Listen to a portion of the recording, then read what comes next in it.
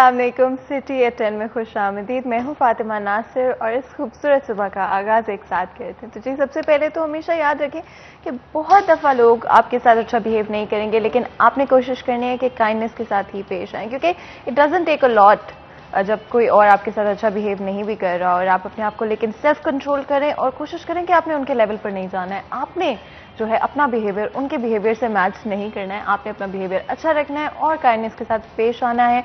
और मैंने ये ट्राई किया और मुझे लगता है मेरे लिए एटलीस्ट ये बहुत अच्छा रहा है, तो आप लोग भी इसको ट्राई कर सकते हैं। तो चलिए आगे बढ़ते हैं, प्रोग्राम का बाकायदा तौर पर आगाज़ करते हैं और सबसे पहले बात करते हैं कि आइंदा 24 घंटे में फैसलाबाद शहर के मौसम के क्या सूरत हाल रहेंगे। अगर बात करें ज़्यादा से ज़्यादा टेम्परेचर की तो 32 डिग्रीज रहेगा, इसी के साथ कम से कम टेम्परेचर रहेगा 15 डिग्रीज। हवा की बात करें तो एट द मोमेंट बिल्कुल भी हवा नहीं चल रही है और थ्रू द डे हो सकता है कि दैट चेंजेस और हवा देखने को मिले, लेकिन पिछले कुछ दिनों से ही हमें हवा इतनी चलती हुई नहीं नजर आ रही है। इसके अलावा अगर बारिश के इम्कानात के हवाले से बात करें तो 10% चांसेस हैं कि बारिश होगी।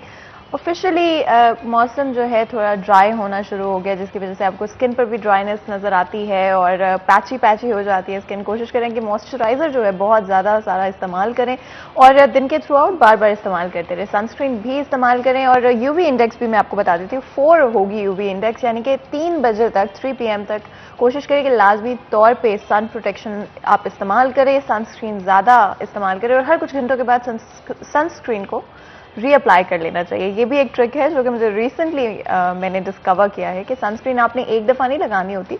अगर आप बहुत ज़्यादा वक्त बाहर गुजारें, सूरज में गुजार रहे हैं, तो हमें कोशिश करनी है कि अपनी सनस्क्रीन जो है अपने पास रख लें। वो अब तो स्प्रे भी अवेलेबल है जो कि आप through the day bar bar use कर सकते हैं और क्रीमी फॉर्म भी होती है। अगर आपने मेकअप नहीं यूज़ किया हुआ तो आप वो भी इस्तेमाल कर सकते हैं, बस सनस्क्रीन लाजमी तौर पर इस्तेमाल करें।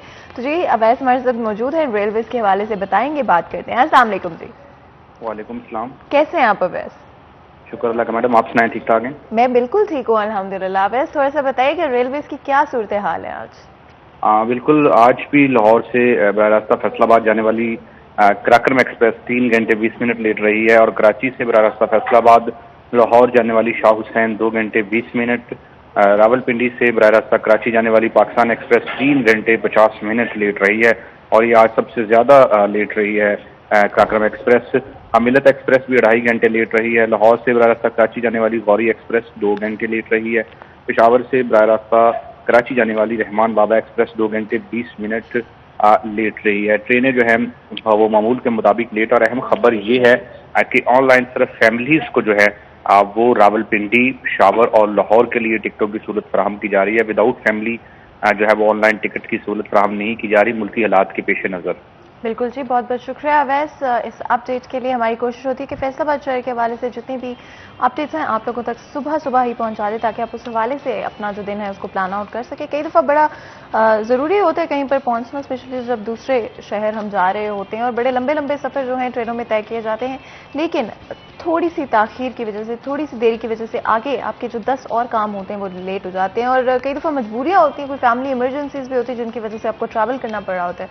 और जब आपको स्पेशली स्टार्ट से ही आप लेट हो जाते हैं तो फिर आगे भी आपको देरी का सामना करना पड़ता है। उम्मीद करेंगे आगे चलते हुए रेलवे जो है प्राइवेट हो रही है, तो देखते हैं जी कि शायद बेहतर हो जाए, देखेंगे। तो हमारे साथ वकास मौजूद है, ट्रैफिक की सूरत हाल से हमें आगाह करेंगे। अस्सलाम वालेकुम वकास। वालेकुम अस्सलाम फातिमा, कैसे हैं आप? अल्हम्दुलिल्लाह, आप बताइए कैसी हैं? मैं बिल्कुल ठीक हूँ अल्हम्दुलिल्लाह। तो वकास बताइएगा ट्रैफिक की सूरत हाल क्या है आज फैसलाबाद शहर में? फातिमा, ओवरऑल तो ट्रैफिक की सूरत हाल जो है वो कदरे बेहतर है गुज़िश्ता 2 रोज़ की निस्बत, क्योंकि गुज़िश्ता 2 रोज़ हमारे मुख्तलिफ रोड्स जो है वो कंस्ट्रक्शन की वजह से बंद रहे।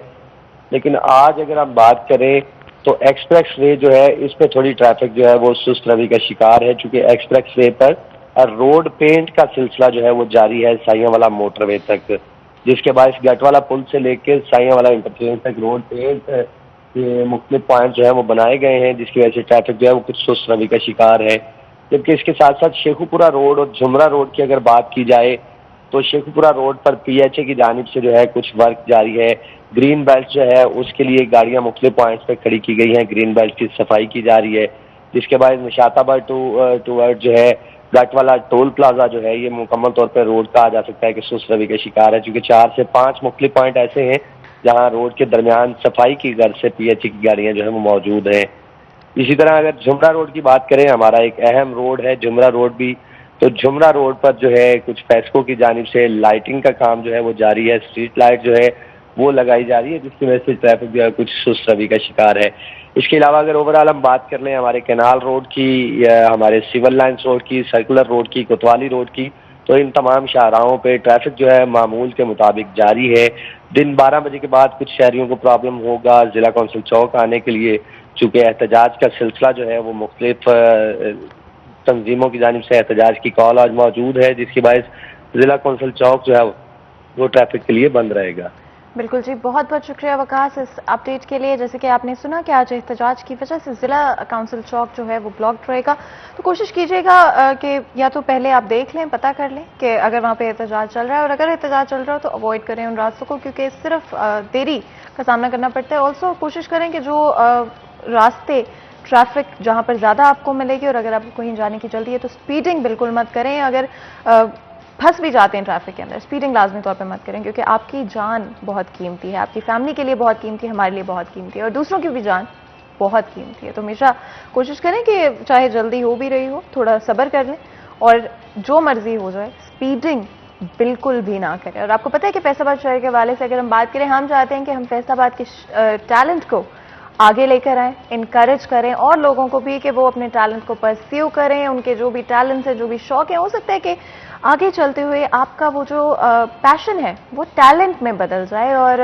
दुनिया में, फैसलाबाद के अंदर, पाकिस्तान के अंदर आपका नाम हो सकता हो। तो जी हम 30 सेकंड की वीडियो जो है आप हमें बनाकर भेजें, जिसके बाद हो सकता है कि वो वीडियो हमारे शो के अंदर शामिल की जाए और यहाँ भी हो सकता है कि आपको एक्चुअली में बुलाया जाए हमारे शो में, क्योंकि आपको पता होगा कि फैसलाबाद से ही एक फ्री स्टाइल फुटबॉलर जिन्होंने जो फैसलाबाद में पहले शख्स हैं और सिर्फ यूट्यूब से उन्होंने ये फ्री स्टाइल फुटबॉल जो है वो सीखी है। और मैं एक स्पोर्ट्स एक्सपर्ट बिल्कुल भी नहीं हूँ, इसलिए मुझे नहीं पता इसके बारे में ज़्यादा, लेकिन इट वॉज एब्सोल्युटली अमेजिंग कि उन्होंने सिर्फ यूट्यूब से देखकर अपने इस पैशन को जो है बिल्ड अप किया, विच इज़ एब्सोल्युटली अमेजिंग। तो आप में भी अगर कोई टैलेंट है 30 सेकंड की वीडियो हमें भेजें और ऑफकोर्स वीडियो या तो शो में शामिल की जाएगी और अगर आपका टैलेंट बहुत रेयर है तो आपको भी शो में बुलाया जाएगा। और ऑफकोर्स आपको पता है कि हमारी कोशिश होती है हमेशा रिफ्रेशिंग बातें करें, अच्छी बातें करें, आपकी मेंटल हेल्थ के लिए क्या अच्छा है, आपकी फिजिकल हेल्थ के लिए क्या अच्छा है, किस तरह से आप फिट रह सकते हैं। आज भी कुछ ऐसा ही होगा, बात करेंगे फिटनेस के हवाले से, किस तरह से सर्दियों में आप अपनी फिटनेस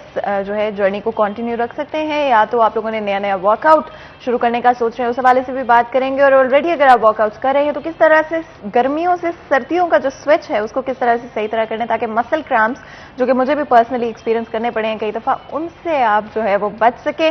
और कई दफ़ा इतनी डीमोटिवेशन हो जाती है सर्दियों के अंदर, क्योंकि इतना कोजी होता है और इतनी ठंड होती है कि दिल ही नहीं कर रहा होता है कुछ करने को, लेकिन अपनी मोटिवेशन आपने कम नहीं होने देनी है। और हमारे साथ फिटनेस एक्सपर्ट मौजूद होंगे, इसी वाले से बात करेंगे, मोटिवेट करेंगे, आप लोगों को इन्फॉर्मेशन देंगे सर्दियों में या गर्मियों में अपनी फिटनेस जर्नी को आपने बिल्कुल भी अबैंडन नहीं करना है। और अगर आपके कोई भी सवालात हैं, कंसर्न्स हैं, एक्सपीरियंसेस हैं जो कि आप हमारे शो में इस डिस्कशन में शामिल करना चाहते हैं, तो नंबर आपकी स्क्रीन पर मौजूद होगा, कॉल करें और हमारे फिटनेस एक्सपर्ट से जो भी आपके कंसर्न्स हैं, जो भी सवालात हैं, लाजमी पूछें, क्योंकि आपको पता है आपके सवालात बहुत ज़रूरी है और हो सकता है जो आपका सवाल है किसी और का भी है। तो मैं अपने जो खास मेहमान हैं उनका इंट्रोडक्शन करा देती हूँ। सबसे पहले तो महविश हमारे साथ मौजूद हैं जो कि फिटनेस ट्रेनर हैं। वेलकम करते हैं महविश आपको शो के अंदर, और साथ ही साथ नवाज बाजवा भी हमारे साथ मौजूद होंगे जो कि फिटनेस ट्रेनर हैं, आपको भी वेलकम करते हैं शो के अंदर।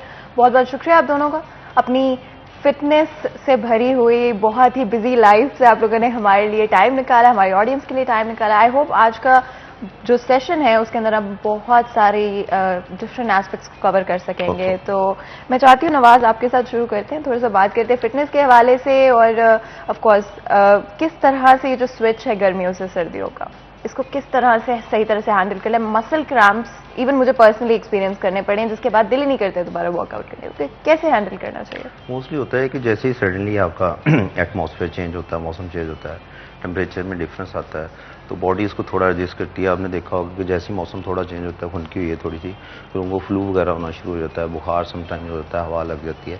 तो उसमें बेसिक चीज़ यही है कि प्रॉपर जब आप जिम में जाएँ तो सबसे पहले अच्छे तरीके से वार्म अप करें। आपका वार्म अप जो है वो 5 से 8 मिनट का 10 मिनट का होना चाहिए। सबसे पहले आप अपना कोर का जो टेम्परेचर है उसको इन्हेंस करें, अपनी बॉडी को प्रिपेयर करें वर्कआउट के लिए, अपना माइंड मेकअप करें।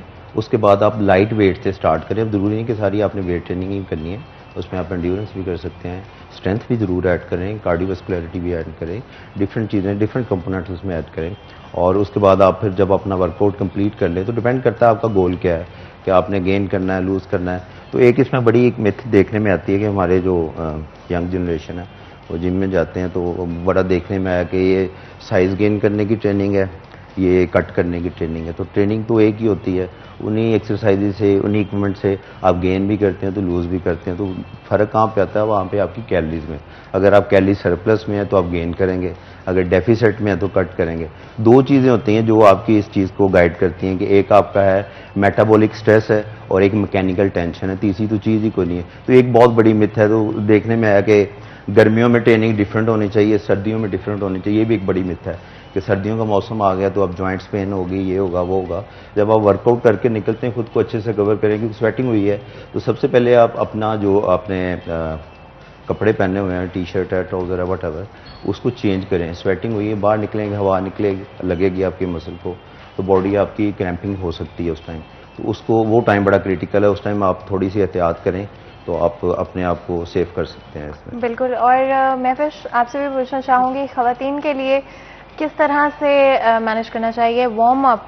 आई थिंक वार्म अप बड़ा इंपॉर्टेंट होगा, तो वार्म अप किस तरह से कर सकते हैं ताकि आपके जो muscle cramps most importantly issue बन जाता है सर्दियों के अंदर, उससे किस तरह प्रिवेंट किया जा सकता है? सबसे पहले तो जो नई लेडीज आती है उनको प्री स्ट्रेचिंग, अपनी मसल्स को मोबिलिटी लानी चाहिए उसके अंदर। अच्छा, वार्म अप भी होना चाहिए और स्ट्रेच भी करना चाहिए। सबसे पहले प्री स्ट्रेचिंग होती है। जो नई लेडीज आती हैं जिनको नी का इशू हो सकता है, बैक का इशू हो सकता है, सबसे पहले तो वो उनको तैयार करें। जब आप मसल्स को तैयार करते हैं फिर आप वार्म अप की तरफ जाएं, फिर आप वार्म अप करें। आप 5 से 10 मिनट जैसे सर ने कहा है ऐसे ही आप इसको करें।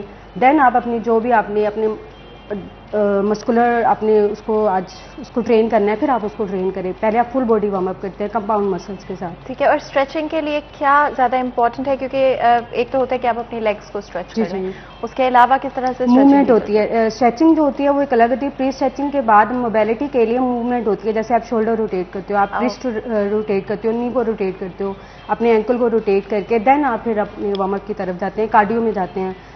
जो भी ट्रेडमिल करनी है, इलेक्ट्रिकल वटएवर, वो आपने बाद में करना है। पहले आप प्री स्ट्रेचिंग करते हैं सर्दियों में। कितनी देर इसको देनी चाहिए? इसको 2 से 3 मिनट लगते हैं प्री स्ट्रेचिंग में मोबिलिटी के लिए। फिर आपने 10 मिनट अपना वार्म अप करना है, कम से कम 5 मिनट। और वार्म अप में क्या चीजें इंक्लूडेड होनी चाहिए? उसमें क्रॉस ट्रेनर हो सकता है, साइकिल हो सकता है, ट्रेडमिल उनको अवॉइड करवाते हैं जिनको नी और बैक का इशू होता है। फीमेल को यूजुअली L4 और 5 का इशू होता है, तो उनको हम ट्रेडमिल नहीं करने देते। इलेक्ट्रिकल साइकिल उनके लिए बेस्ट होता है। सही हो गया। नवाज, आप कैलोरी डेफिसिट की बात कर रहे थे एंड आई थिंक ये सबकी कंसर्न होती है। आई सपोज हर कोई आजकल कोशिश करता है कि अपने आप को फिजिकली फिट रखने की कोशिश करे, लेकिन शायद नेसेसरली हमें पता नहीं है कि ये कैसे किया जा सकता है। तो इसे कैलोरी डेफिसिट सही तरह से क्रिएट करना कैसे किया जा सकता है? क्या चीज़ें निकाल दें डाइट से, और लो कैलोरी कौन सी चीज़ें हैं जो आप खा सकते हो?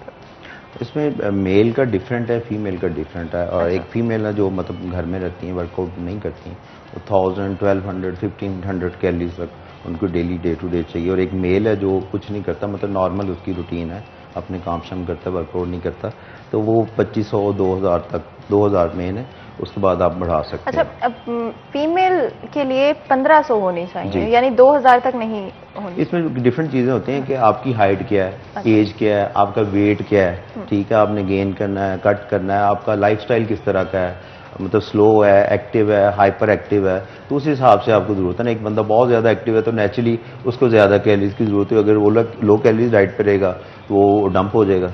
तो उस हिसाब से आपका जो कैलोरी काउंट है ना वो मैटर करता है। अब बेसिक जो सोर्सेज हैं आपके लिए एनर्जी के, वो कार्बोहाइड्रेट्स हैं, प्रोटीन्स हैं और गुड फैट्स हैं, ठीक है। तो तीनों चीज़ें होनी चाहिए। उसके बाद फिर आपकी वेजिटेबल्स हैं और फ्रूट्स हैं। तो आपको अगर लो कैलोरीज में आना है तो आपको जारी बात है खाना कम खाना पड़ेगा, पर खानी है आपने वो चीज़ें जो आपको फिलनेस का भी एहसास दें, यानी आपको क्रेविंग ना हो, एपेटाइट आपकी जो है वो कंट्रोल लेगा। तो उसमें वेजिटेबल बहुत इंपॉर्टेंट रोल प्ले करती हैं। वेजिटेबल लाजमी लेनी चाहिए, रॉ फॉर्म में ले लें, स्टीम में ले लें, किसी भी फॉर्म में, ज़्यादा कुक ना करें, फिर उनके जो अपने न्यूट्रिएंट्स हैं वो ख़त्म हो जाते हैं। तो आपने डिसाइड करना है कि अगर आपने कट करना है, वेट लॉस करना है, तो फिर आप ज़्यादा प्रेफर किया जाता है प्रोटीन डाइट को। यानी आपकी जो प्रोटीन डाइट है उसमें प्रोटीन का जो पोर्शन है वो हम इन्हेंस कर देते हैं 60%, 70 to 80%, कार्ब्स उससे कम कर देते हैं, और एक पोर्शन जो है गुड फैट्स का। एक बहुत बड़ी जो मिसपरसेप्शन है वो यहाँ पे ये है कि फैट्स नहीं लेनी, तो जब आप फैट नहीं लेते तो आपके उसमें क्या है कि आपकी स्किन जो है वो डैमेज होना शुरू हो जाती है, डेजी हो जाते हैं, आपके नेल्स डैमेज होते हैं, हेयर डैमेज होते हैं।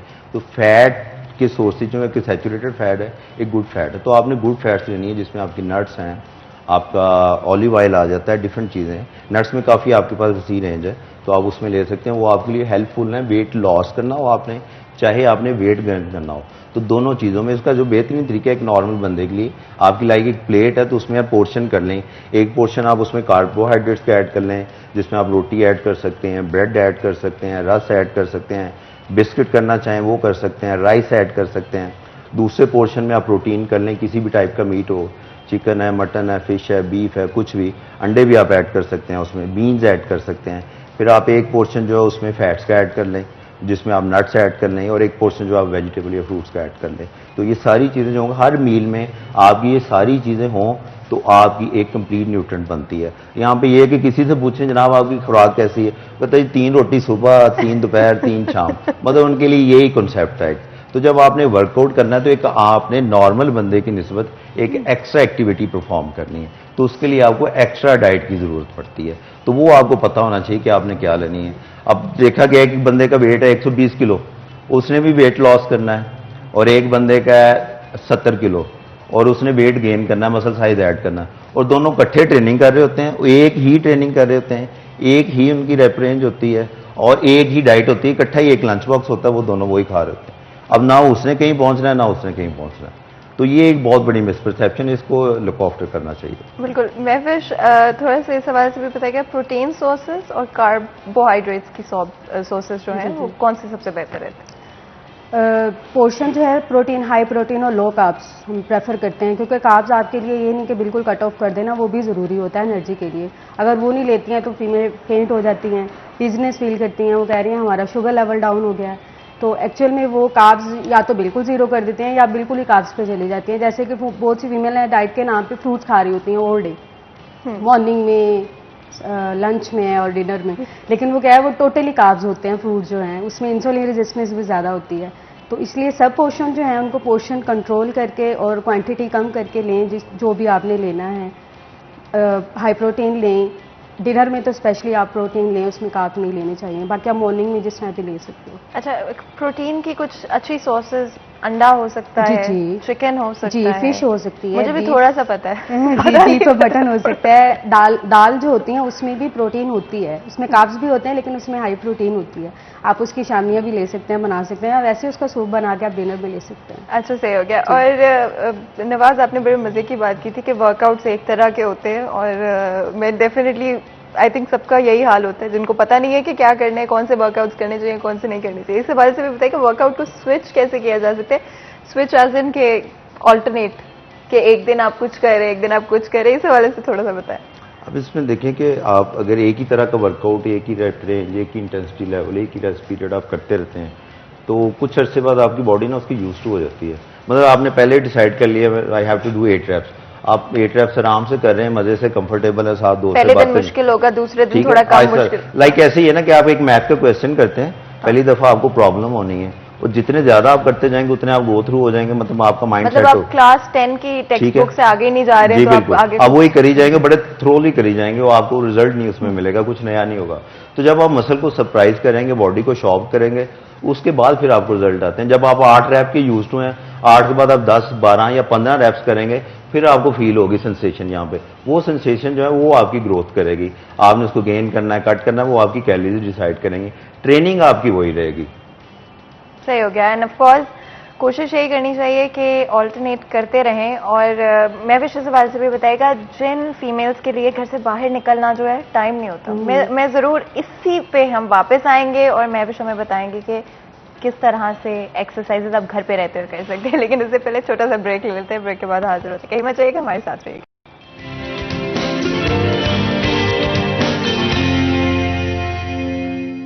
वेलकम बैक सिटी एट 10 में एक दफ़ा फिर आपको खुश आमदीद कहते हैं। ब्रेक में जाने से पहले आज बात कर रहे हैं फिटनेस के हवाले से और ऑफ कोर्स बहुत सारे सवाल आते हैं। मेरे अपने भी बहुत सवाल है, मुझे पता है थोड़ा बहुत, लेकिन ज़्यादातर गूगल से ही पता है। तो मैंने सोचा फिटनेस एक्सपर्ट्स को बुलाते हैं और आपके और मेरे जो सवाल आते हैं उनसे पूछते हैं। तो जी मैं तो अपने सवाल पूछ लूँगी, बट अगर आप अपने सवाल, कंसर्न्स और एक्सपीरियंसेस शेयर करना चाहते हैं तो नंबर आपकी स्क्रीन पर मौजूद है, उसके ऊपर कॉल करें और हमारे इस डिस्कशन का हिस्सा बने, अपने सवाल पूछें, क्योंकि हो सकता है जो आपके सवाल हो वो किसी और के भी सवाल हो। तो इसी वजह से इस डिस्कशन को इंटरेस्टिंग बनाने के लिए कॉल करें और अपने सवाल जो हैं हमारे इस डिस्कशन का हिस्सा बनाएं। आगे बढ़ते हैं।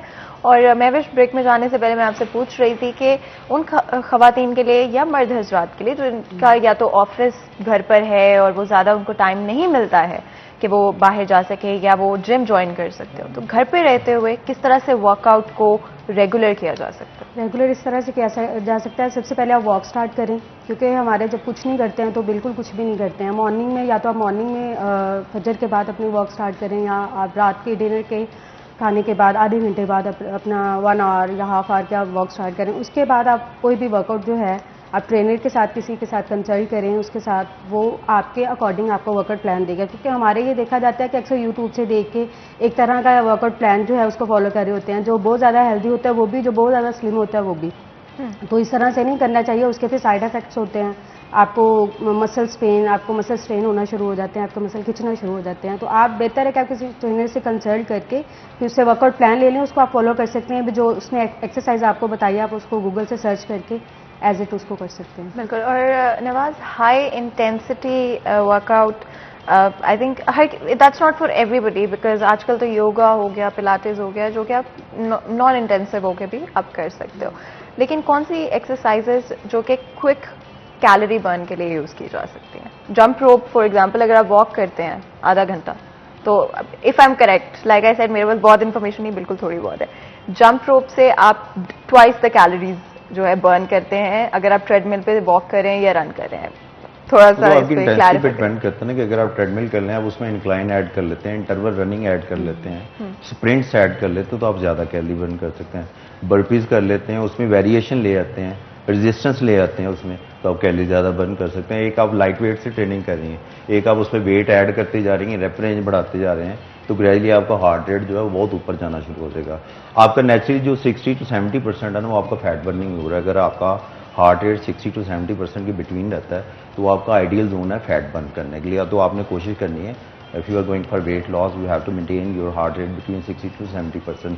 आफ्टर दैट जो है उसके बाद आपकी बॉडी जो है वो कार्बोहाइड्रेट्स को बर्न करना स्टार्ट करती है। अच्छा, अब ये जो रिटेन योर हार्ट बीट, अब ये थोड़ा सा इसको एक्सप्लेन करें। उसको इसलिए आप कर सकते हैं कि आप सेट लगाएं, कोई भी एक्सरसाइज आप की है, उसके बाद अपनी पल्स ले लें 10 सेकेंड, उसको मल्टीप्लाई कर लें आप 6 से, तो वो आपका हार्ट रेट निकल आएगा। तो सबसे पहले आप इसका तरीकाकार ये है कि आप 3 दिन जब सो के उठते हैं तो विदाउट डूइंग एनीथिंग, आपने वो अपना रेस्टिंग हार्ट रेट निकालना है। उसके बाद आपने अपना एक्टिव हार्ट रेट देखना है, रिकवरी हार्ट रेट देखना है। तो एक डिफरेंट फार्मूला है, वो आपका ट्रेनर आपको बताएगा कि ये कैसे करना है।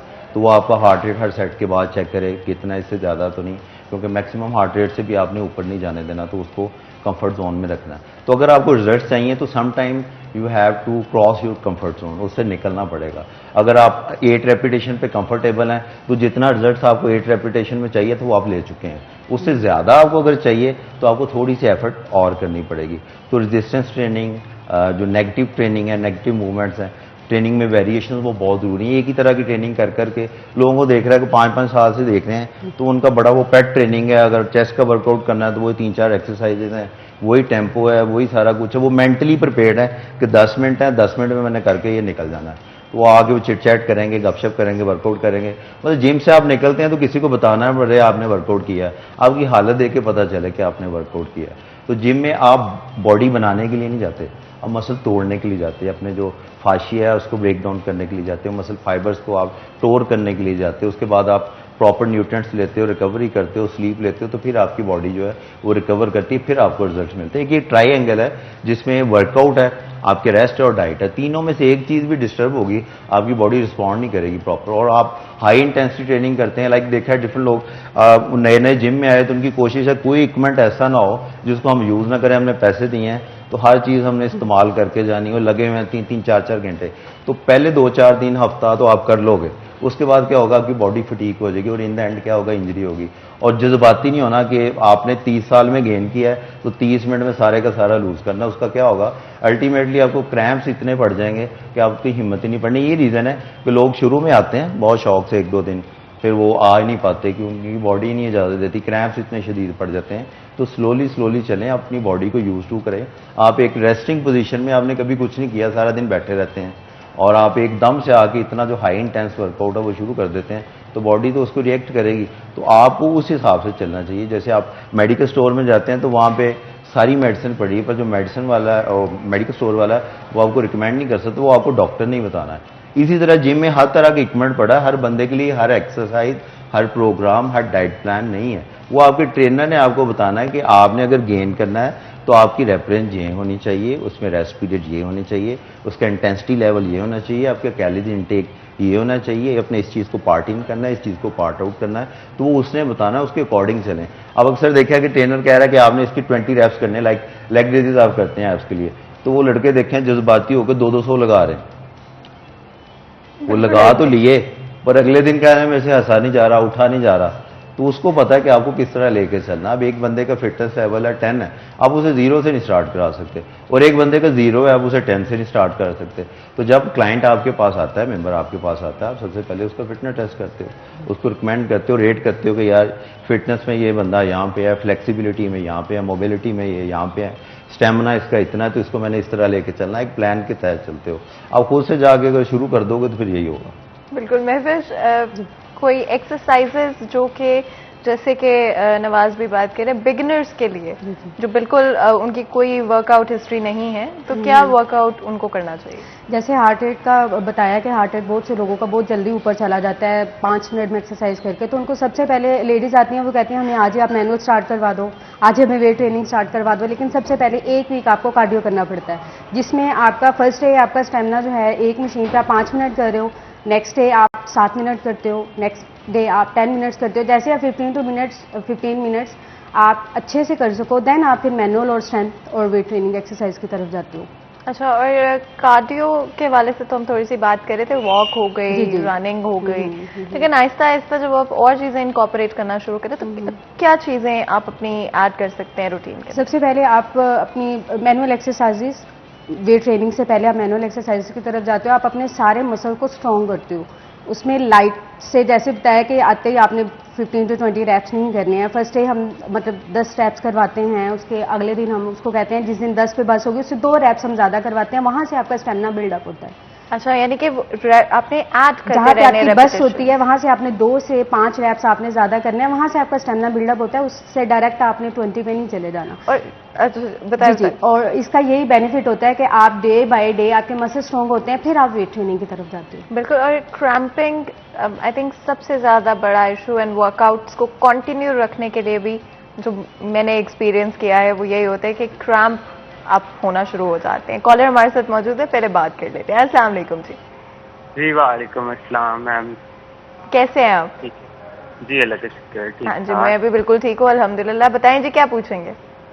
जी मैम, मुझे सर से बात करनी थी एक्सरसाइज से रिलेटेड। तो मुझे अपना वेट का थोड़ा पूछना था। मेरा वेट 80 है और मेरी एज 25 है। नवाज, आपको आवाज आ रही है? बिल्कुल, वो आपसे कुछ पूछना चाह रहे हैं। जी पूछें जी, क्या पूछना चाहते हैं? आइडियल वेट क्या है आपका? जी मेरा वेट 80 है और मेरी एज 25 है। हाइट कितनी? तो बेसिकली मुझे अपना बैली फैट लूज करना है, और वैसे मैं अपनी बॉडी का वेट जो है वो गेन करना चाहता हूँ, बढ़ाना चाहता हूँ। तो मुझे समझ नहीं आ रही मुझे कौन सी एक्सरसाइज करनी चाहिए और डाइट का भी बता देता है। अच्छा जी, हाइट के हवाले से पूछ रहे थे नवाज, हाइट कितनी है आपकी? मेरी 5'11" है। 5'11". चलें जी, बहुत बहुत शुक्रिया कॉल करने का। शो को देखते रहें। और नवाज, ये आपसे पूछा है उन्होंने, जल्दी से बताएं। वो कह रहे हैं कि मैं बेली फैट लूज करना चाहता हूँ और ओवरऑल गेन करना चाहता हूँ, मसल गेन करना चाहता हूँ, और 25 उनकी एज है, 5'11" हाइट है और 80 उनका वेट।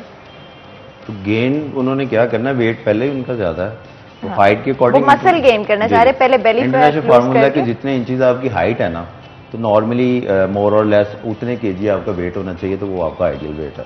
ओह वाह। उस हिसाब से तो इनका 71-75 बनता है, तो ऑलरेडी वो ओवरवेट है। तो इनको क्या करना है, फैट लॉस करना है। मसल बिल्डिंग उसके साथ साथ हुई, मसल आपके अंदर मौजूद होते हैं। पहले फैट लूज करना आपने पड़ेगा। क्या करना है, ये आपका मसल है, इसके ऊपर फैट है, तो आपने फैट की लेयर जो है वो खत्म कर देनी है। जितना आपका मसल और स्किन के दरमियान से फैट डिसअपीयर हो जाएगी, आपका मसल उतना प्रोमिनेंट हो जाएगा। सिंपल सी बात है। तो उसमें क्या है कि अपनी डाइट से वो चीज़ें एक्सक्लूड कर दें जो बॉडी में फैट जनरेट करती हैं। जंक फूड है, फास्ट फूड है, ऑयली स्टफ है, स्वीट चीज़ें हैं, वो चीज़ें इंक्लूड कर दें जो फैट को एक्सक्लूड करती हैं। लाइक वेजिटेबल्स हैं, जो आपकी वाइट प्रोटीन है। अब जितनी भी वाइट प्रोटीन है वो फैट फ्री होती है, जिसमें चिकन है वो वाइट होता है, चिकन ब्रेस्ट, और फिश है वो वाइट है, एग वाइट है, इस तरह की चीज़ें। अब जितने रेड मीट्स हैं उनमें कोलेस्ट्रॉल भी है, फैट्स लेवल भी ज़्यादा होते हैं, कैलोरीज भी हाई हैं, तो प्रोटीन तो उनमें होती है। अब जितनी भी प्रोटीन है उनकी कैलोरीज वो बचा रही हैं, ठीक है। तो वो चीज़ें ऐड करें जो बॉडी से फैट को ख़त्म करती हैं। उसके साथ एक हेल्दी लाइफस्टाइल अपनाएं, वर्कआउट करें, अच्छा वर्कआउट करें, अपना एक प्लान बनाए कितनी देर में मैंने करना, तो उस हिसाब से इंशाल्लाह ताला हो जाएगा।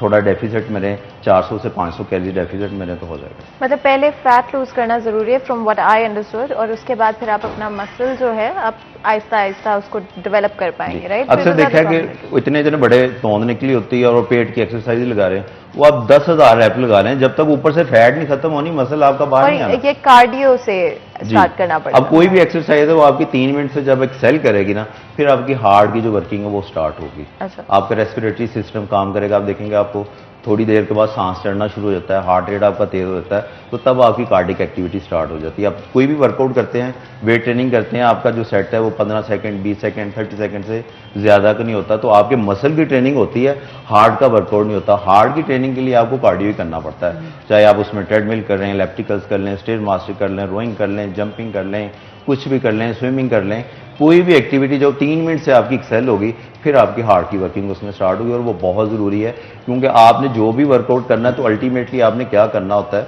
कि पूरी बॉडी से ब्लड का फ्लो मैक्सिमाइज करना है उस पर्टिकुलर पार्ट में, तो वो आपको उस टाइम पे पंप फील होता है। तो जितना ज़्यादा आपका ब्लड का फ्लो होगा, इस मीन कि आपके ब्लड के अंदर जो मौजूद न्यूट्रिएंट्स हैं, प्रोटीन है, कार्बोहाइड्रेट्स हैं, मिनरल्स हैं, वो सारे के सारे उस पर्टिकुलर मसल में उस टाइम जा रहे हैं और आपको एक अच्छा वर्कआउट की फील आती है, पंप फील होता है, तो उससे आपकी ग्रोथ होती है। और ये सबसे ज्यादा वेट लॉस के लिए, जैसे कि इन्होंने भी बात की, इससे पहले कि वो मसल बिल्डिंग की तरफ जाएं, cardio is more important. Cardio हर हालत में आपको करना चाहिए। ये भी एक मिथ है कि अगर आपने गेन करना तो आपने कार्डियो नहीं करना, आप लूज कर जाएंगे। बिल्कुल जी, और मैं चाहती हूँ कि हम इस पर मजीद बात करें, लेकिन क्योंकि ब्रेक का वक्त हो गया तो पहले ब्रेक ले लेते हैं, ब्रेक के बाद हाजिर होंगे। कहीं मत जाइएगा, हमारे साथ रहिएगा।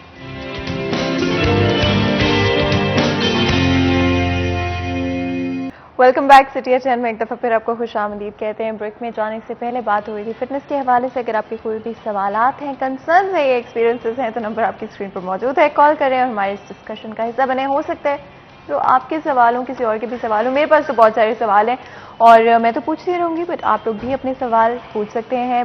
बहुत ही अमेजिंग फिटनेस एक्सपर्ट्स आज हमारे साथ हैं और बहुत सारी ऐसी इन्फॉर्मेशन जो कि यूजुअली हमें नहीं पता होती और हम अपने मर्जी से जो दिल कर रहा होता है वर्कआउट स्टार्ट कर देते हैं। तो आई थिंक उस चीज़ को काफ़ी अवॉइड करना चाहिए। और डाइट के हवाले से हमने कुछ सेक्शन कवर किया है, और कार्डियो के साथ अगर आप स्टार्ट कर रहे हैं तो कार्डियो में क्या क्या चीज़ें इन्वॉल्व हो सकती हैं? एक तो ट्रेडमिल हो सकता है, रनिंग हो सकती है, उसके अलावा कौन सी एक्सरसाइजेज हैं जो कि कार्डियो में शामिल होती हैं? उसमें मैनुअल एक्सरसाइजेज भी हैं मशीन्स के अलावा, जंपिंग जैक्स है, हाई नीज है, प्लैंक जैक्स है, और भी बहुत सी एक्सरसाइजेज होती हैं जिससे आपका हार्ट रेट ऊपर जाए, जिसमें जंपिंग हो सकती है या रोप स्किपिंग हो सकती है। हार्ट रेट आपका 123 तक जाना चाहिए।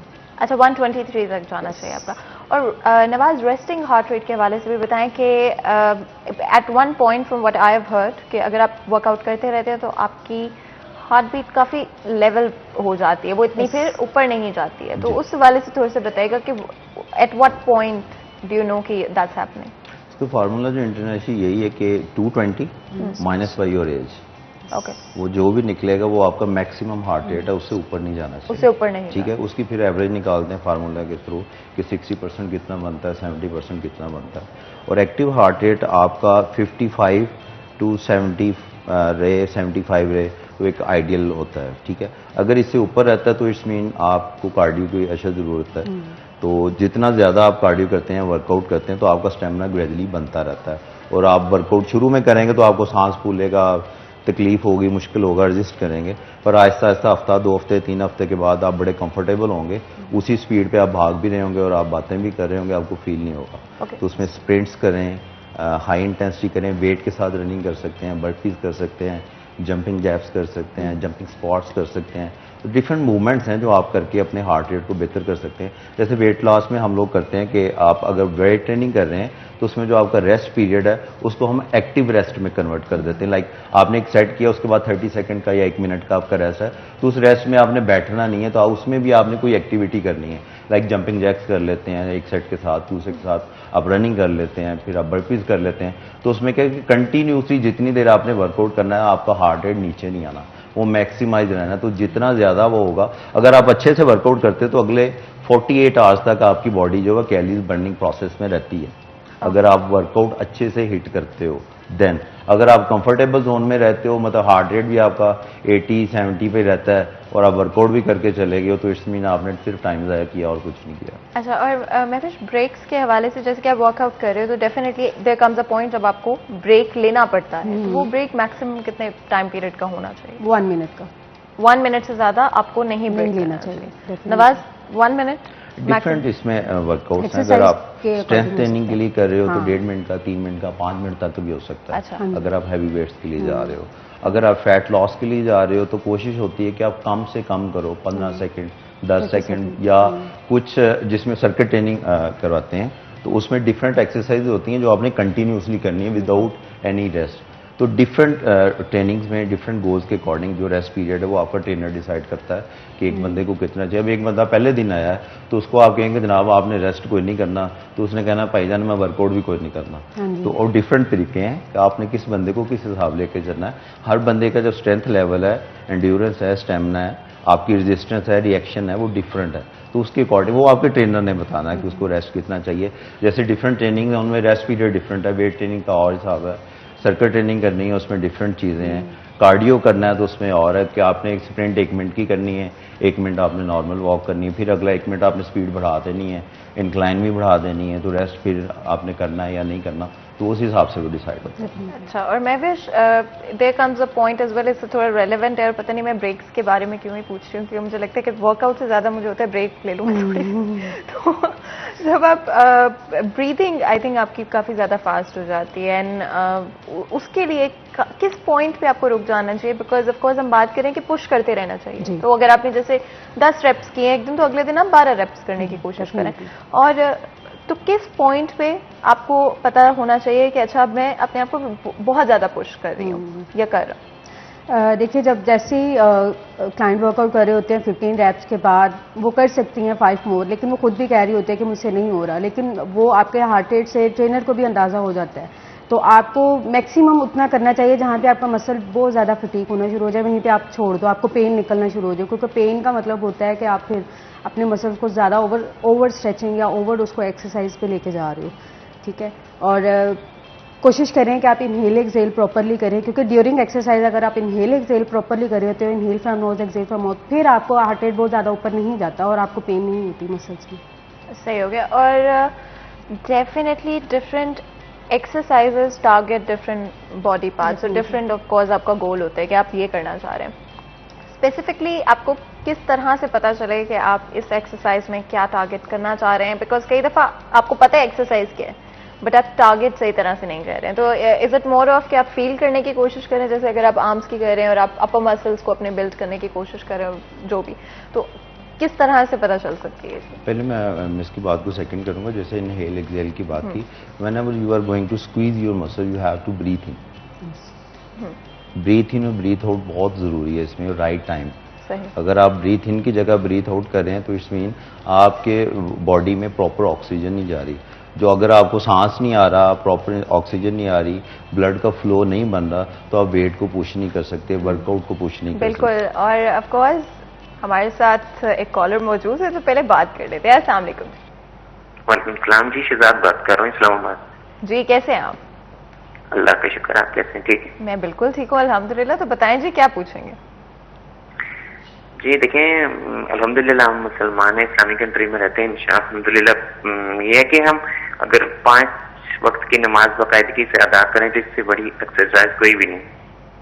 बिल्कुल आप सही कह रहे हैं और इसमें कोई शक नहीं है। बहुत बहुत शुक्रिया कॉल करने का, और इसमें कोई शक नहीं है। बेशक है आपकी अब तो आई थिंक साइंस और रिसर्च से भी आपको ये बात पता चल गई है कि जितनी भी चीज़ें इस्लाम में बताई गई हैं, कुरान में बताई गई हैं, वो एक्चुअली में साइंटिफिकली बैक कर दी गई हैं अब।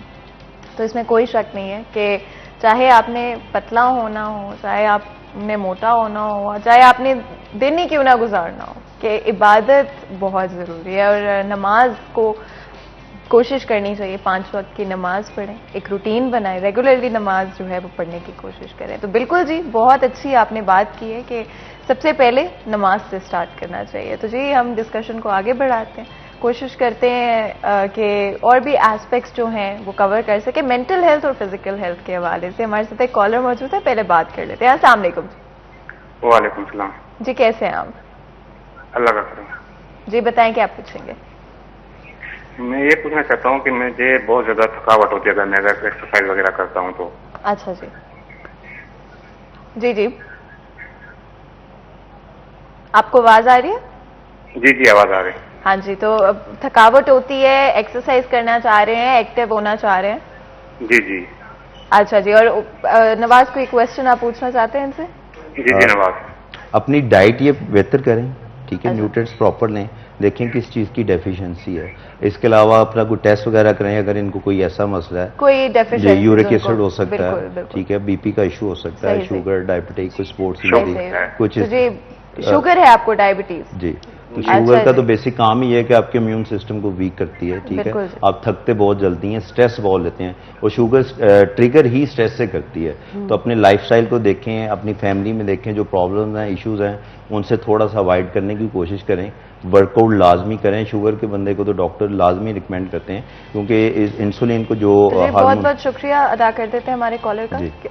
ऑफ कोर्स हमारी कोशिश होती है शो देखते रहें और नवाज आपके जो सवाल है उनका जवाब दे रहे हैं। ठीक है, डॉक्टर्स कहते हैं कि मेडिकल साइंस ये कहती है कि आपकी नी और आपके एंकल, इनमें वो हार्मोन्स होते हैं जो आपकी इंसुलिन को कंट्रोल करते हैं। तो वॉक इसके लिए बेहतरीन चीज़ है। जब आप वॉक करते हैं तो आपकी बॉडी में जो इंसुलिन का लेवल है वो नॉर्मल रहता है, और जब आप वर्कआउट करते हैं किसी भी तरह का, तो आपकी बॉडी एक हैप्पी हार्मोन रिलीज करती है। वो जो 30 सेकंड का, 1 मिनट का, 30 मिनट का टाइम होता है, उसमें आप दुनिया जहान की हर टेंशन भूल जाते हैं, सिर्फ आपका यही फोकस होता है कि ये सेट मैंने किस तरह करना है। तो आपकी बॉडी जो है उस टाइम वो स्ट्रेस फ्री हो जाती है, ब्लड का फ्लो तेज हो जाता है, तो आप फ्रेश हो जाते हैं। तो वर्कआउट लाजमी चीज़ है। उससे पहले जो कॉलर थे उन्होंने नमाज की बात की, तो योगा जो है वो भी एक तरह का नमाज की ही टाइप कंसीडर की जाती है, कि उसमें सिर्फ आप फोकस करते हैं। तो नमाज में भी जो हम है वो सिर्फ फोकस करते हैं एक चीज़ पे, दुनिया की हर चीज़ छोड़ने की कोशिश करते हैं और फोकस करते हैं उसमें। आपकी बेंडिंग मूवमेंट्स भी हैं सारी हैं, तो बेहतरीन एक्सरसाइज नमाज, उन्होंने बिल्कुल ठीक कहा था। बिल्कुल, और बहुत अच्छी बात जी। बल्कि जो है उससे पहले जो आपका उन्होंने क्वेश्चन था कि आपने मसल को किस तरह टारगेट करना है,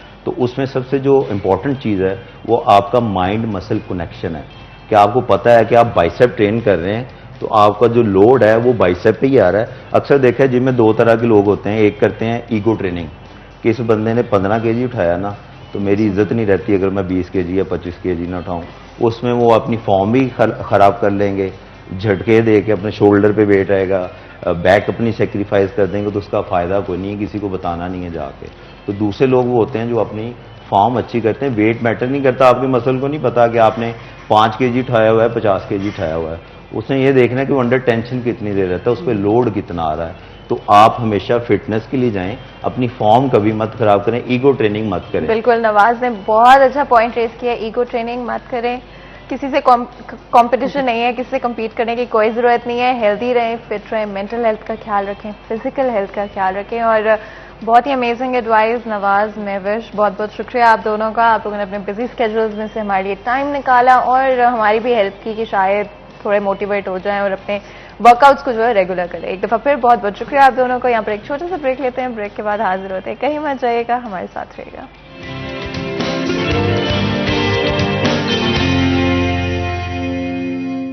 वेलकम बैक सिटी एट 10 में एक दफ़ा फिर आपको खुशामदीद कहते हैं। तो जी आपको पता है कि अब मैं अपने सेट पर, मेरी जो फेवरेट जगह है वहाँ पर आ चुकी हूँ, जो कि ऑफकोर्स किचन है। और जब भी सुबह का वक्त होता है तो हम इतनी जल्दी में होती हैं, इतने रश्ड होते हैं, अपने कामों को लेकर स्ट्रेस्ड होते हैं कि हम लोग ब्रेकफास्ट, जो कि दिन का सबसे इम्पॉर्टेंट मील कहा जाता है हेल्थ एक्सपर्ट्स की तरफ से, उसको स्किप कर देते। तो जी हमारी कोशिश होगी कि आज इसी वाले से बात करें। ब्रेकफास्ट बहुत बहुत इंपॉर्टेंट है किसी भी इंसान के लिए, किसी भी शख्स के लिए, आपकी हेल्थ के लिए, फिजिकल हेल्थ के लिए, मेंटल हेल्थ के लिए, energy levels through the day के लिए ब्रेकफास्ट बहुत जरूरी है। और ब्रेकफास्ट को थोड़ा सा टाइम लगता है, डिफरेंट रेसिपीज हैं, आप लोग ट्राई कर सकते हैं, लेकिन ब्रेकफास्ट स्किप बिल्कुल नहीं करना चाहिए। तो जी कुकिंग ऑयल की चॉइस भी बड़ी इंपॉर्टेंट होती है। खाने के हवाले से बात करें, ब्रेकफास्ट के हवाले से बात करें, गोल्डन कुकिंग ऑयल बनाने वालों का ये दावा है कि अगर आप गोल्डन कुकिंग ऑयल के अंदर किसी भी चीज को तैयार करते हैं, फिर वो चाहे आपके ब्रेकफास्ट के लिए फ्राइड एग हो, ऑमलेट हो, तो उसके अंदर कैलोरीज भी कम होंगी और साथ ही साथ वो सारे न्यूट्रिएंट्स भी अवेलेबल होंगे जो कि आपको थ्रू द डे फिट रखेंगे और साथ ही साथ एक्टिव रखेंगे, ताकि अपनी जो जिंदगी के काम है आप उनको साथ लेके चल सकें। और गोल्डन कुकिंग ऑयल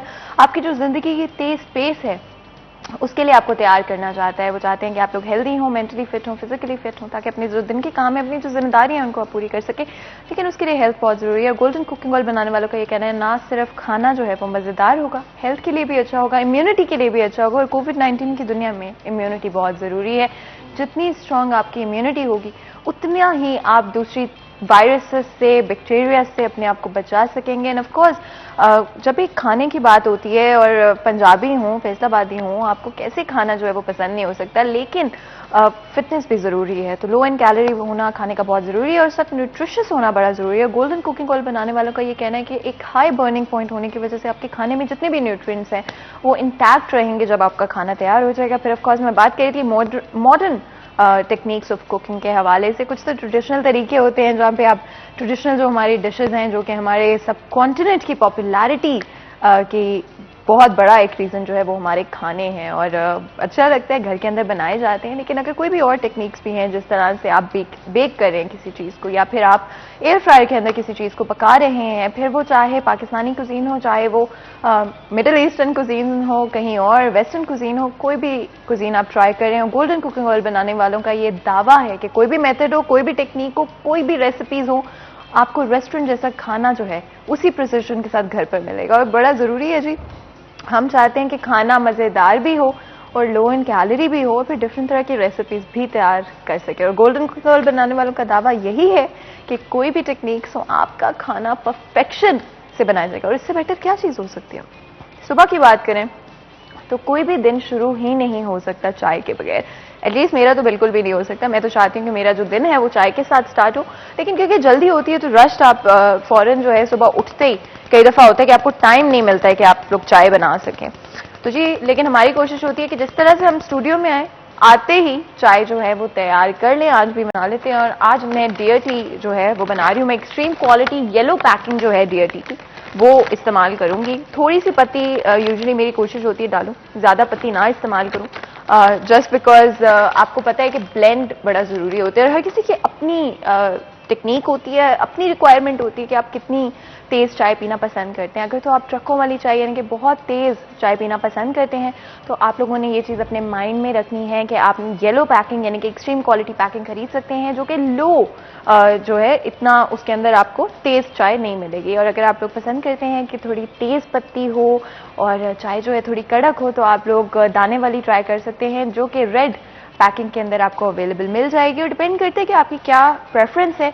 जो भी आपकी प्रेफरेंस है उस हवाले से आप जाकर अपने नियरेस्ट स्टोर से डीएटी खरीद सकते हैं। और डीएटी बनाने वालों का ये दावा है कि उनकी जो पत्ती है वो इतनी फाइन है बिकॉज इसके टी लीव्स को स्पेशली दुनिया के बेहतरीन बागात से चुनकर लाया जाता है, जिसके बाद ये पत्ती इतनी फाइन होती है, जल्दी से ब्लेंड हो जाती है। किसी भी चाय की ब्लेंडिंग, साथ ही साथ उसका जायका और उसकी खुशबू बड़ी ज़रूरी होती है। और तीनों चीज़ों को डीएटी ने प्रायोरिटाइज़ किया, आपकी हेल्थ को, आपकी इम्यूनिटी को प्रायोरिटाइज़ किया, जिसकी वजह से वो फाइनल प्रोडक्ट जो पत्ती तैयार होती है वो कोई और सैम्पलिंग टीम नहीं है, बल्कि एक्चुअली में डीएटी बनाने वाले खुद उसको सैंपल करते हैं और मेक श्योर करते हैं कि जो जायका है वो आप लोगों के लिए बेस्ट है और जो प्रोडक्ट उनके कस्टमर्स तक पहुंच रहा है वो नंबर 1 प्रोडक्ट हो। तो जी डीएटी बनाने वालों का यही दावा है, आपकी हेल्थ, आपकी इम्यूनिटी उनके लिए नंबर 1 प्रायोरिटी है। उनकी पूरी कोशिश है कि उनका जो प्रोडक्ट है वो आप लोगों के जायके के हवाले से बेस्ट क्वालिटी प्रोडक्ट आपको प्रोवाइड किया जा रहा हो।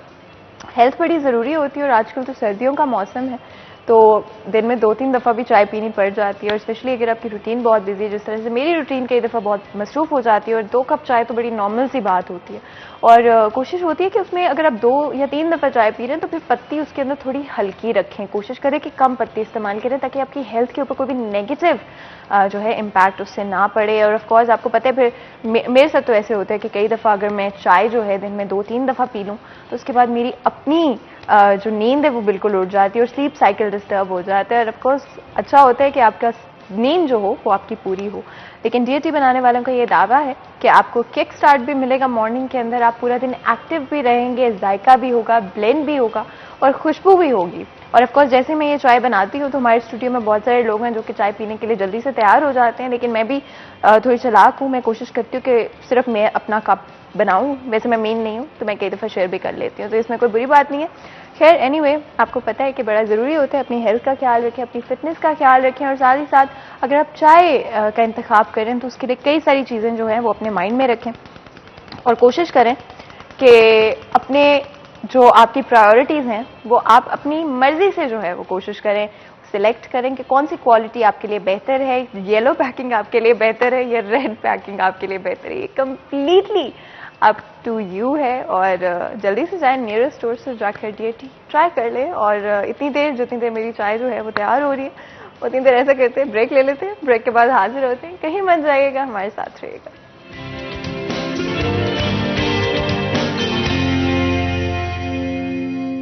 वेलकम बैक सिटी एट 10 में एक दफ़ा फिर आपको खुश आमदीद कहते हैं। तो जो आपको होता है ब्रेक में जाने से पहले मैं चाय बना रही थी, मैंने तो अपनी मॉर्निंग स्टार्ट कर ली है चाय पीने के बाद। एंड ऑफ कोर्स आपको पता है चाय बड़ा इंपॉर्टेंट होती है सुबह के वक्त, स्पेशली आपको वो एक्टिव जो आप चाह रहे होते हैं कि आप हों और क्विकली जो है अपनी चीज़ें जो है कर सकें, बहुत बहुत ज़रूरी होती है चाय। तो चलिए आगे बढ़ते हैं। आपको पता है कि अब वक्त है हमारे नेक्स्ट सेगमेंट का, और हमारी हमेशा कोशिश होती है कि फैसलाबाद के हवाले से जो है जितने भी इंपॉर्टेंट इश्यूज हैं उनको कवर करें। लेकिन आज हम फैसलाबाद के इश्यूज को भी कवर करेंगे, लेकिन हमने सोचा कि आज ना हम बहुत ही खास मेहमान को बुला लेते हैं। अब इन मेहमान की अगर मैं बात करूं तो इन्होंने रिसेंटली सिटी 41 को ज्वाइन किया है। सिटी न्यूज़ नेटवर्क की फैमिली का एक नया हिस्सा है ये, और हम बहुत बहुत खुश हैं और ग्लैड हैं कि उन्होंने आज अपनी इतनी बिजी स्केड्यूल के अंदर से हमारे लिए जो है, हमारे शो के लिए, हमारी ऑडियंस के लिए थोड़ा सा टाइम निकाला है। मैं डेफिनेटली उनकी जो सिटी न्यूज़ नेटवर्क के साथ ये नई जर्नी शुरू हो रही है, मैं उस हवाले से भी बात करना चाहूँगी। फैसलाबाद के बहुत सारे डिफरेंट एस्पेक्ट्स के हवाले से जिन इश्यूज़ को ऑफ कोर्स हमारी कोशिश होती है, हमारी पूरी टीम की कोशिश होती है कि इश्यूज़ को आगे लेके आएँ, जो इंपॉर्टेंट इश्यूज़ हैं उनके हवाले से बात करें। और इनका बड़ा एक्सपीरियंस है, लोगों के साथ बहुत इंटरेक्शन रहा है, तो मैं चाहती हूँ कि उस हवाले से भी बात करें कि फैसलाबाद के कौन से इंपॉर्टेंट इश्यूज़ हैं जो कि उनकी नज़र में आए हैं, जो उनको नज़र आए हैं कि जिन पर फौरी तौर पर काम करने की ज़रूरत है। लेकिन मोस्ट इंपॉर्टेंटली हम इस हवाले से बात करेंगे कि उनका जो नया एक्सपीरियंस है, ये जो नई जर्नी है वो किस तरह की जा रही है। तो जी हमारी बहुत ही खास मेहमान का इंट्रोडक्शन मैं आपसे करा देती हूँ। सदफ यासिर हमारे साथ मौजूद होंगी, एंकर पर्सन है, अभी अभी रिसेंटली सिटी न्यूज़ नेटवर्क की फैमिली को ज्वाइन किया। आपको पता है कि हमारा ये जो नेटवर्क है ये एक फैमिली की तरह है सदफ, और हमें बहुत खुशी होती है जब भी कोई नया एडिशन होता है और टैलेंटेड लोग जो हैं हमारी टीम का हिस्सा बनते हैं, जो पैशनेट हैं आवाम के मसाइल को लेके, फैसलाबाद के इश्यूज़ को लेके। तो हम आपको वेलकम करते हैं, शो में भी वेलकम करते हैं और सिटी न्यूज़ नेटवर्क की फैमिली में भी आपको वेलकम करते हैं। और बहुत खुशी है आपने आज टाइम निकाला हमारे लिए। सबसे पहले तो सदफ कैसी हैं आप, और आपका जो सिटी न्यूज़ नेटवर्क के साथ ये सफ़र है ये कैसा जा रहा है अभी तक? अच्छा, पहले तो फातिमा मैं बिल्कुल ठीक हूँ। दूसरी बात, एक जो आपने बात की उसकी मैं करेक्शन आपको करवा दूं कि मैं नई नहीं हूँ सिटी में। अच्छा, मेरा स्टार्ट ही सिटी से था।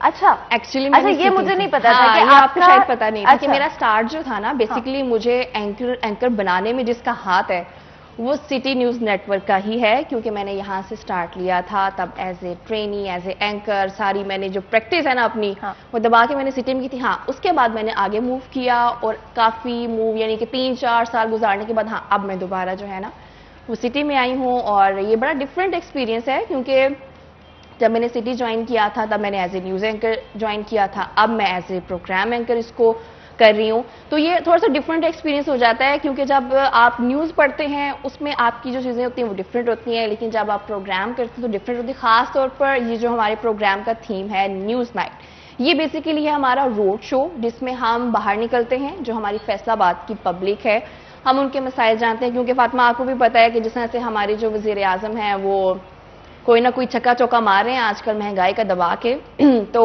हम ये कि अवाम के मसाइल सुनते हैं कि किस तरह से वो परेशान है महंगाई को लेके, किन प्रॉब्लम्स को फेस कर रहे हैं। कोशिश तो यही करते हैं कि हम उनकी आवाज़ बने और आवाज़ बनकर प्रोग्राम के जरिए हम जो अपना मैसेज जो है वो कन्वे करें कि इन मसाइल को हल करने की शदीद ज़रूरत है। बिल्कुल। और Sadaf, I am so glad to know कि आपका जो स्टार्ट था वो भी सिटी न्यूज़ नेटवर्क के साथ था, और एक्चुअली सदफ से मेरी मुलाकात जो है वो सिटी 41 में ही हुई है, तो शायद इसलिए एंड आई थिंक एक दिन हम बैठ के डिस्कस भी कर रहे थे कि किस तरह से, हाँ, लेकिन हम जस्ट एंकरिंग को डिस्कस कर रहे थे, हमें ये मौका नहीं मिला। मैं आपको ये बताऊं कि सिटी जो है ये मेरी फैमिली है। बिल्कुल। और आई एम सो ग्लैड कि कई दफ़ा ऐसे होते हैं ना, रास्ते आपके मिल जाते हैं और अच्छे लोग आपको रास्ते, और दुनिया छोटी सी है। मी Sadaf has been really inspirational, और बहुत सारी चीज़ें जो है मुझे सदफ से सीखने को मिली है। अभी बहुत कम वक्त हुआ है हमें मिले हुए, लेकिन I am so glad that I have met her and I have the chance to learn from her and her experience. तो मुझे बहुत बहुत खुशी है इस बात की सदफ। अब फैसलाबाद के हवाले से सदफ आपको पता है फैसलाबाद के बहुत प्रॉब्लम्स हैं, and not like any other city, हर शहर में ही प्रॉब्लम्स होते हैं। फैसलाबाद के इशूज़ को लेकर हम बहुत पैशनेट है। सिटी 41 का बेसिक मकसद ही ये है कि आप फैसलाबाद को कवर कर रहे हैं, फैसलाबाद में क्या मसाइल है उनको हाईलाइट करें। बेसिक सिटी 41 है ये। बिल्कुल। और सदफ, आप रोड शो के दौरान जब आपकी इंटरेक्शन होती है लोगों से, एंड आई थिंक जब आप लोगों से बात करते हैं, आवाम से बात करते हैं, तो आपको सबसे बेहतर तरीके से आइडिया होता है कि आखिर कौन से इश्यूज हैं जो कि उनके लिए सबसे ज्यादा मैटर करते हैं। तो अभी तक सदफ आपका जो एक्सपीरियंस रहा है फैसलाबाद के अंदर, कौन से ऐसे इश्यूज हैं जो आपको लगता है कि सबसे ज्यादा जो है तकलीफें हैं फैसलाबादियों की? अच्छा, ये तो बात ये है कि ये फैसलाबाद की तकलीफ का अंदाजा तो इस बात से हो सकता है कि महंगाई से जिस तरह से हमारा पूरा मुल्क की सफर कर रहा है, लेकिन फैसलाबाद में भी सेम सिचुएशन है कि जो फैसलाबाद की आवाम है वो इस महंगाई से शदीद तंग है। खासतौर पर मजदूर तबका जो है वो बेरोजगारी की तरफ जा रहे हैं, लूम्स बंद हो जाती हैं, कभी कोई प्रॉब्लम आ जाती है, तो बेरोजगारी जो है वो बाकी शहरों की तरह फैसलाबाद में भी बढ़ती जा रही है कि मजदूर हैं, कई लोग जॉबलेस हो गए हैं, महंगाई से तंग है। महंगाई को कंट्रोल कैसे करना है इससे तंग है। हमारे वजीर आजम की पॉलिसीज से काफी परेशान है कि वो पॉलिसीज उस तरह से बना ही नहीं सके कि वो मुल्क को कंट्रोल कर सके। तो बेसिक जो मुझे अभी तक प्रॉब्लम नजर आए वो यही है कि अवाम जो चाहती है कि इस महंगाई को कंट्रोल किया जाए, हमारे वजीर आजम एक्शन ले, लेकिन ऐसा एक्शन ना ले जिसमें महंगाई हो जाए, क्योंकि मोस्टली जब वो एक्शन लेते हैं ना तो वो एक्शन का कुछ रिएक्शन ऐसा आता है कि अगर महंगाई पे एक्शन लिया है तो वो महंगाई जो ज्यादा हो जाए। जैसे पेट्रोल का बिल उन्होंने 5 की समरी गई थी और 10 रुपए बढ़ा दिया, और अभी भी कोई पता नहीं है कि शायद 7-8 रुपए मजीद जो है वो बढ़ भी सकता है। बिल्कुल सदफ, आपने बिल्कुल सही पॉइंट आउट किया है कि महंगाई एक बहुत बड़ा इशू है जो कि हर फैसलाबादी के लिए, ना सिर्फ फैसलाबादी के लिए बल्कि पूरे पाकिस्तान के लिए एक बहुत बड़ा इशू बनता जा रहा है। और जैसे जैसे महंगाई ज्यादा हो रही है वो तो पूरी दुनिया के अंदर हो रही है सदफ, आई थिंक आप इस बात से एग्री करेंगी कि पाकिस्तान में और फैसलाबाद की, क्योंकि हमारा जो फोकस है वो फैसलाबाद पे होता है हमेशा, कि फैसलाबाद के हवाले से अगर बात करें तो फैसलाबाद में या पाकिस्तान के अंदर बाइंग पावर नहीं बढ़ रही, सैलरीज उस तरह से इंक्रीज नहीं हो रही है जिस तरह से महंगाई बढ़ रही है। और कितना एग्री करेंगे इस बात?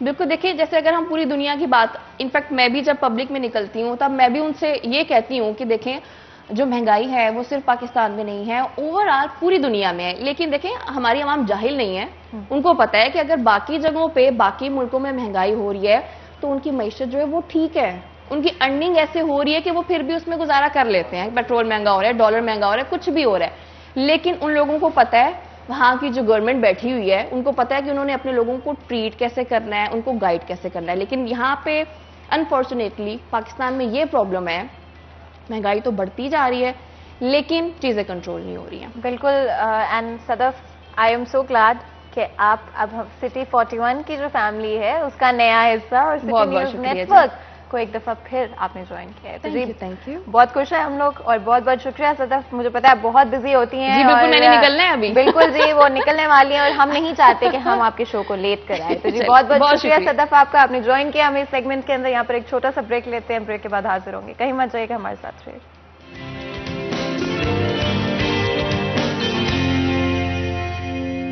इतनी खूबसूरत आवाज से जब आपकी सुबह का आगाज हो तो दिन आपका अच्छा कैसे नहीं गुजर सकता है। बहुत ही खास मेहमान हमें ज्वाइन कर रहे हैं और मैं बहुत सारी चीजें जो है कहना भी चाहती हूँ, पूछना भी चाहती हूँ, बहुत सारे सवालात हैं मेरे। तो जी मैं गेस्ट का इंट्रोडक्शन करा देती हूँ। हमारे साथ इबाद अली खान मौजूद हैं, बहुत ही फेमस और पॉपुलर गुलकार हैं और पूरी दुनिया के अंदर जो है बहुत सारी अमेजिंग जगहों पर इन्होंने शोज किए हैं। पूरी दुनिया में लोग इनके फैन हैं, मैं इनकी बहुत बड़ी फैन हूँ पर्सनली। और नुसरत फतेह अली खान जी के जो है ये शागिर्द रह चुके हैं। और क्या बात है, फैसलाबाद की जब बात करते हैं तो फैसलाबाद में टैलेंट की कोई कमी नहीं है। और जब हम देखते हैं कि फैसलाबाद से आगे जाके पूरी दुनिया में नाम रोशन होता है, अल्हम्दुलिल्लाह, तो क्या बात है। और इंस्पिरेशन है और लोग जो कि म्यूजिक का शौक रखते हैं, गाने का शौक रखते हैं, उनके लिए इंस्पिरेशन है, रोल मॉडल हैं जिनको देख के वो भी इनकरेज होंगे, आगे बढ़ेंगे। और हमारी तो कोशिश होती है हमेशा कि फैसलाबाद के जो हीरे हैं उनको आगे लेकर आए। तो जी बहुत बहुत शुक्रिया आपका, आपने वक्त निकाला हमारे लिए, हमारी ऑडियंस के लिए। सबसे पहले तमाम देखने वालों, सुनने वालों और बिलखसूस सिटी 41 और आप सबका बेहद मशकूर हूँ कि आप लोग याद रखते हैं और हमेशा अपने अच्छे प्रोग्राम्स में मदू करते हैं। और मेरी भी कोशिश होती है कि जब भी याद करें मैं हर मसरूफियत छोड़ के यहाँ मैं अपना हाजिर होता हूँ। बिल्कुल जी, और हम बहुत शुक्रगुजार हैं, वो वेरी हम्बल कि आप, मुझे अंदाजा है कि कितना मसरूफ होते होंगे आप, और उसमें से आपने हमारे लिए, हमारी टीम के लिए, हमारी ऑडियंस के लिए वक्त निकाला। इससे बेहतर और क्या बात हो सकती है। और ऑफकोर्स बहुत सारी हमारी जो ऑडियंस अभी देख रहे होंगे वो चाहते होंगे कि हम भी सीखें, हम भी म्यूजिक परस्यू करें।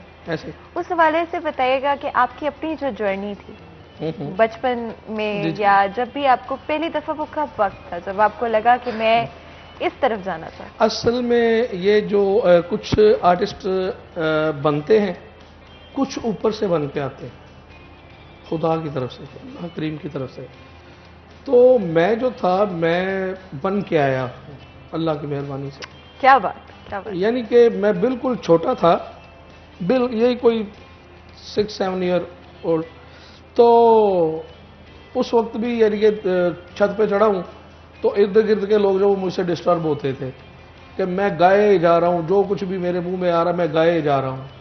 हालांकि बेसिक मेरा किसी यानी कि म्यूजिकल फैमिली से बिलोंग नहीं था मेरा। वही कि मैं जब मेरे टैलेंट को ऐसे लोगों ने देखा कि यार ये जो बच्चा जा रहा है ना, ये गुनगुनाता जा रहा है, इसको पकड़ के लाओ जरा। वो मेरे बड़े अच्छे दोस्त हैं आजम गौहर साहब, उन्होंने इस टैलेंट को परखा और उन्होंने मुझे फिर यहाँ तक स्टेज तक रसाई करवाई। और खान साहब जी के पास हमारे एक बड़े ही मौसम थे नासिर खान, वो मुझे उस्ताद जी के पास लेके गए कि यार तुम ज़ाया हो जाओगे अगर तुम्हें किसी अच्छे के पास ना ले जाया गया। तो इसलिए कुछ तो यानी कि वो टैलेंट जो था मैं अल्लाह की तरफ से लेके आया था। कुछ लोग या फिर दुनिया में कुछ मेहनत थोड़ी बहुत करके वो आर्टिस्ट बनते हैं, तो लेकिन है ये बहुत मुश्किल काम, बहुत मुश्किल काम। हाँ, मेहनत। हाँ, जो अच्छा गाना है जिसको कहते हैं गाना, आता है तो गा वरना ना, वो तो बहुत मुश्किल है। मतलब मुझे नहीं गाना चाहिए। नहीं, ऐसा नहीं है, ऐसा नहीं है। ये गाना ऐसा भी है कि जिंदगी के काफी सारे अपने इंसान के अंदर के वजूद के जो बोझ हैं उनको भी हल्का कर देता है। लाजम नहीं है कि प्रोफेशनल ही गाया जाए, नहीं, ऐसा भी नहीं है। कुछ ऐसे अंदर की चीज़ें होती हैं जो गाने से ही इजहार कर सकता है बंदा और ख़ुद को भी उसी से ही मेंटेन कर सकता है। ये भी गाना है। बिल्कुल जी, और म्यूज़िक में कोई लैंग्वेज नहीं होती और यही सबसे खूबसूरत बात है। और मुझे बिल्कुल गाना नहीं चाहिए, लेकिन ये बात मुझे समझ आ गई। नहीं, ये बात मैं चाहती हूँ ये ना आप करिएगा कि मैं आपको आज अच्छा, आप कह रहे मुझे गाना चाहिए, चले हाँ, चले। अंदर की अगर आपने कहा है ना हाँ, तो मैं जरूर इस पे काम करूंगी। लेकिन अभी जो है ना, मैं चाहती हूँ कि हमारी ऑडियंस के लिए हम ये मौका जो है हम जाया नहीं होने देंगे। आप हमें अगर कुछ सुना दें तो बहुत अच्छा लगेगा। वेलकम बैक सिटी 10 में एक दफा फिर आपको खुशामदीद कहते हैं। तो जो आपको पता है, बहुत ही खास मेहमान हमें ज्वाइन कर चुके हैं हमारे स्टूडियो के अंदर। ब्रेक में जाने से पहले उनकी खूबसूरत आवाज़ में हमने मौका देखा और मौके का फ़ायदा उठाते हुए उनसे हमने कहा कि जी हमें सुना दें जो आपका दिल कह रहा है। और बहुत खूबसूरत आवाज़ है आपकी। और आपने बिल्कुल सही कहा कि कुछ लोग पैदा होते हैं इस टैलेंट के साथ, कुछ लोगों को सीखना पड़ता है। लेकिन आप मेहनत की भी बात कर रहे थे, तो मैं जानना चाहती हूँ कि कितनी मेहनत करनी पड़ी और कितना वक्त जो है इन्वेस्ट करना पड़ा। देखना कि सोना तो सोना ही होता है, जो जब पहाड़ से निकलता है तो उसकी और शक्ल होती है। जब उसको मजीद संवारा जाता है उसकी और शक्ल बन जाती है। तराशना पड़ता तो जब उसको मजीद तराशा जाता है वो बूंदे बन जाता है, वो गले का हार बन जाता है, वो और खूबसूरत, यानी कि था वो सोना ही। ये जो आवाज होती है ये अल्लाह पाक ने सोना दिया होता है, इसको मजीद तराशना जो है ये अपनी मेहनत से है। रियाज, मेहनत और अदब, जो भी लोग कामयाब हुए हैं उनके पीछे अदब का बहुत बड़ा हाथ है। अदब के हवाले से अगर थोड़ा सा बताइए कि कोई किस चीज़ में ज़्यादा शौक रखते हैं? डिसिप्लिन के हवाले से अगर बात करें तो कितना डिसिप्लिन जो है अपनी ज़िंदगी में आपको लाना पड़ा? कितने वक्त आपने, कितने घंटे जो थे वो अपने रियाज को देना शुरू किया? असल में मैं तो थोड़ा सा जुनूनी था। मुझे लोग टाइमिंग रखते हैं रियाज की, तो मैं अनलिमिटेड तरीके से ही इसको मैंने हमेशा किया है। अगर किसी कन्वेंस पे बैठा हूँ तब भी गुनगुनाता जा रहा हूँ, अभी घर हूँ तो घर भी गुनगुना रहा हूँ, कहीं भी हूँ, यानी कि मैंने अपने आप को इस तरह से रखा। तो उसका अजर ये है, असल में आप किसी भी चीज़ को प्यार करते हैं ना तो फिर वो भी आपको प्यार करना शुरू कर ही देती है। तो मैंने इससे प्यार किया, इससे इश्क किया अपने फन से। अल्लाह का शुक्र है कि आज ये भी मुझसे कर रहा है और मेरी इज्जत में, मेरे रिज्क में, मेरे नाम में इजाफा हुआ इसकी वजह से। बिल्कुल, और इस पे कोई शक नहीं कि आपने डेफिनेटली आपकी एक मोहब्बत थी और वो मोहब्बत जो है वो नज़र आती है, वो आपकी आवाज़ में नज़र आती है, सुनाई देती है। और आप जैसे कह रहे थे कि जज्बात जो हैं वो कई दफ़ा म्यूज़िक के थ्रू जो है वो एक सिंग आप कुछ अपने अंदर की भड़ास जो है वो निकाल सकते हैं। अच्छा, और अभी तक का कौन सा ऐसा गाना रहा है या कौन से ऐसे लिरिक्स रहे हैं, कौन से जो गाने के अल्फाज हैं वो सबसे ज्यादा आपके दिल को छुए हैं? असल में बहुत सी ऐसी चीजें हैं, कोई एक तो नहीं है, तो बहुत सी। कोई एक जो याद कर।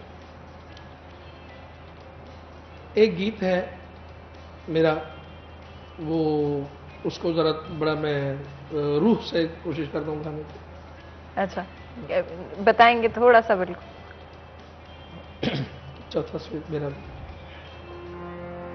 क्या बात है, बहुत खूबसूरत। और मैं अपनी फीलिंग्स जो है वो डिस्क्राइब नहीं कर सकती। और आपने जो बिल्कुल गाना शुरू करने से पहले कहा ना कि कई दफ़ा जिंदगी में कुछ लोग जो है रास्तों में खो जाते हैं, और ये गाना जो है यकीनन जो है मुझे भी बहुत सारे लम्हों में, और बहुत सारे ऐसे लोग जो कि रास्तों में कहीं गुम हो जाते हैं, उनकी यादों में जो पीछे खींच कर गई है। और बहुत खूबसूरत, बहुत ही उम्दा। और मैं बहुत सारी चीजें आपसे पूछना चाहती हूँ और मेरे पास बहुत सारे सवाल आते हैं, लेकिन हमारे पास वक्त जो है वो कभी भी इनफ हो ही नहीं सकता। मैं चाहती हूँ कि कभी भी अगर हम दोबारा स्केड्यूल कर सकते तो मैं लाजमी चाहूंगी कि हम जरूर स्केड्यूल करें, क्योंकि आपकी आवाज इतनी खूबसूरत है कि जितना मेरा ख्याल है हम सुनते रहेंगे शायद हम उतना ही जो है वो खोए रहेंगे यादों में, तो कभी कुछ और जज्बात के अंदर। तो जी, आपको बहुत बहुत शुक्रिया अदा करते हैं। आपने अपनी बहुत ही बिजी रूटीन में से हमारे लिए वक्त निकाला, हमारे शो के लिए, हमारी ऑडियंस के लिए बहुत बहुत शुक्रिया आपका।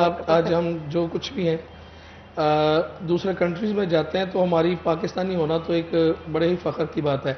जब बताते हैं ना कि फैसलाबाद से, तो इसका रिगार्ड हमें और ज़्यादा मिलता है। हमारा शहर मौसीकी के एतबार से इतना पूरी दुनिया में माना जाता है। बिल्कुल जी। तो फैसलाबाद जब भी याद हमें करता है, हम सारा कुछ छोड़ के भाई फैसलाबाद जो है वो आपके बगैर कंप्लीट हो ही नहीं सकता। और हमारा ये शो भी आज जो है आपने 4 चांद लगा दिया, अपने अपनी आवाज से 4 चांद लगा दिया। बहुत बहुत शुक्रिया आपका एक दफा फिर, आपने वक्त निकाला हमारे लिए, हमारी ऑडियंस के लिए।